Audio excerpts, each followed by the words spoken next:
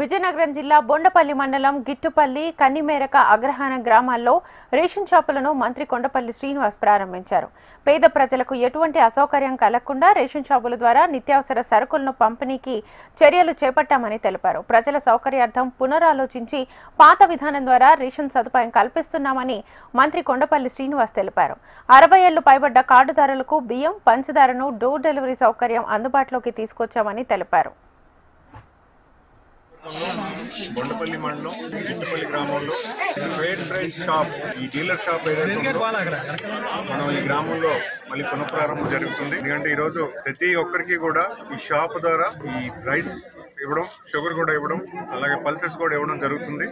అలాగే ఎవరైతే వృద్ధాప్యంలో ఉన్నారో 65 సంవత్సరాలు దాటి ఉన్నారో వాళ్ళకి డోర్ డెలివరీ కూడా ఈ ఫెయిర్ ప్రైస్ షాప్ డీలర్ ఎవరైతే ఉన్నారో వాళ్ళకి బాధ్యత అప్పచెప్పడం కూడా జరిగింది. సో ఖచ్చితంగా ఒక మంచి శుభసూచకమని అనుకుంటున్నాను. ఎందుకంటే ఎవరికి ఇబ్బంది లేకుండా అందరికీ సహాయం చేసే విధానాన్ని ఈరోజు ప్రభుత్వం కల్పిస్తుంది.